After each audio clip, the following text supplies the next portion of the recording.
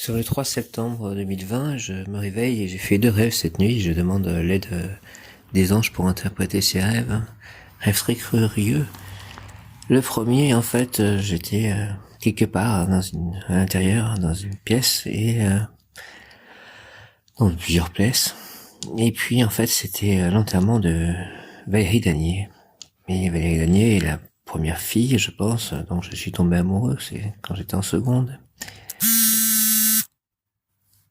Et je n'ai jamais vécu d'histoire amoureuse avec elle.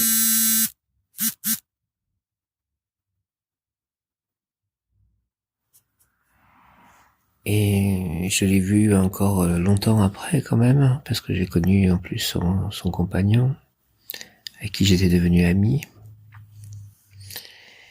Et puis ben, je n'osais pas trop dire, il y avait des gens, je n'osais pas trop dire, je ne connaissais pas vraiment les gens, je crois qu'il y avait personne que je connaissais. Et puis je n'osais pas trop dire que j'avais eu autant d'affection pour elle, autant d'attirance pour elle. Et puis il y avait pas ses parents, je me rappelle, il y avait un enterrement, il y avait pas ses parents. Et j'étais là, je traînais dans la pièce, je pleurais plus ou moins, et voilà. Et puis le deuxième rêve, je me suis retrouvé dans une ville, j'avais pas d'argent, j'avais pas de quoi manger, et puis c'était une ville que je connaissais pas trop, je me demandais bien où j'étais. Je savais pas si j'aimais cette ville, je pensais peut-être que c'était Marseille, mais je pense pas que c'était Marseille. Ça ressemblait pas à Marseille, mais bon, j'avais un peu dans la tête Marseille. Et puis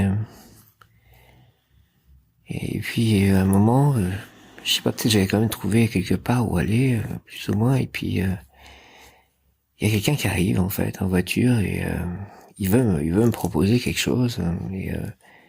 Et en fait, je crois que je comprends que j'ai eu la succession qui est arrivée quand même. Alors j'ai pas d'argent, mais j'ai quand même de l'argent. Enfin, je sais pas ce qui se passe exactement. Et je sais pas quoi, il veut me vendre quelque chose. Et puis il va un peu plus loin, puis il regarde, et puis il dit ça serait très bien, on va mettre ça, comme s'il y avait des tombes là-bas. Mais je dis, mais c'est pas la tombe de ma mère, là-bas. Ça n'a rien à voir, partez, tout ça. Et puis il remonte dans sa voiture, je regarde bien, je dis, bah, je vais appeler la police. Je dis, je vais appeler la police. Et là, il s'en va, en fait. Et il rentre dans sa voiture. Et il est tout seul dans la voiture, mais après il revient, et puis il y a d'autres avec lui, mais ils viennent pas vers moi. Ils sont pas vraiment partis. Et après, en fait, j'ai essayé de regarder les plaques d'immatriculation, et les plaques d'immatriculation, c'est 23. Alors, je ne sais pas quel est le département 23.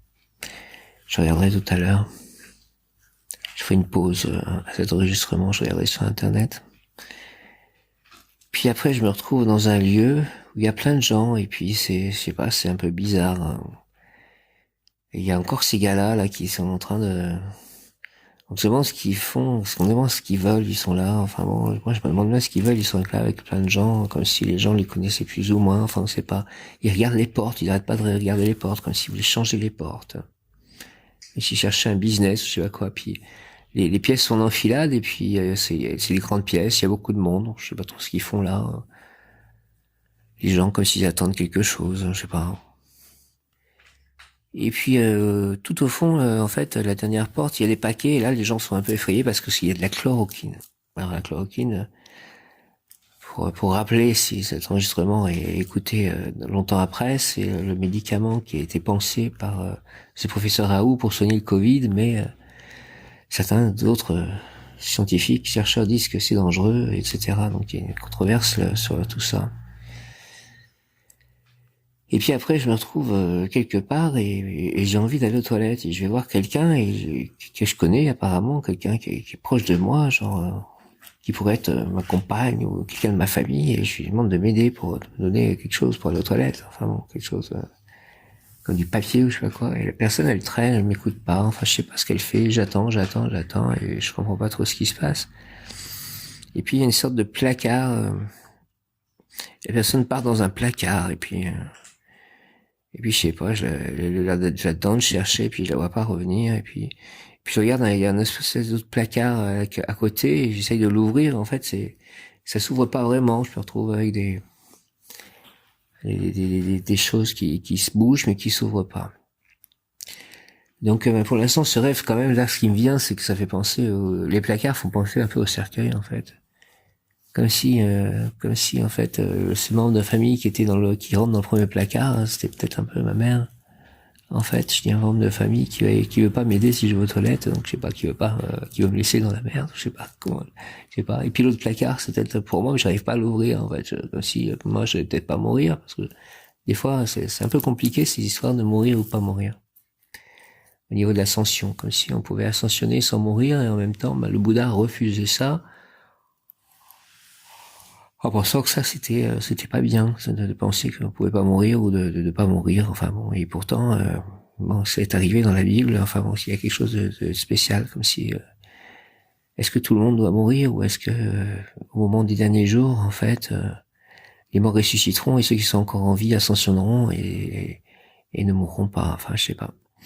Et ce département 23, je sais pas, mais il y avait aussi donc ces personnes qui voulaient me vendre des fleurs pour un caveau, je sais pas quoi. Il y avait cette idée-là, et au début, il y avait l'enterrement de Valérie Danier.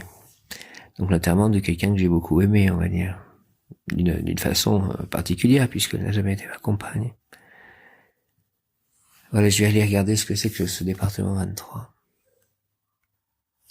En fait, fondamentalement, c'est pas le fait que mourir me dérange tant que ça. Comme je crois à l'immortalité de l'âme, mais j'ai l'impression qu'il y a une possibilité d'être immortel. J'ai l'impression que peut-être que je peux l'être. Enfin, comme si j'avais les signes que j'allais l'être. Donc avec cette histoire d'ascension collective et d'ascension de la Terre, il est possible que ce soit peut-être le cas.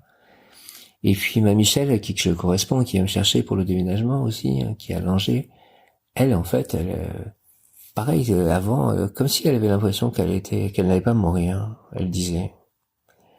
Donc c'est quand même étrange. Alors évidemment, peut-être que c'est la notion de l'immortalité de l'âme, mais voilà. Et puis il y a quand même dans la Bible, il y a ces choses-là. Hein. Celui qui croit en moi ne mourra jamais. Enfin, il y a ces notions-là aussi.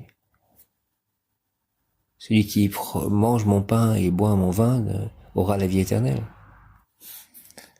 Alors le département 23, c'est la Creuse, région Nouvelle-Aquitaine, qui appartenait avant au Limousin. Et c'est pas loin de où j'ai failli habiter à un moment, en fait. Département 23 et Creuse, ça fait penser un peu aux tombes aussi, en fait, quelque part.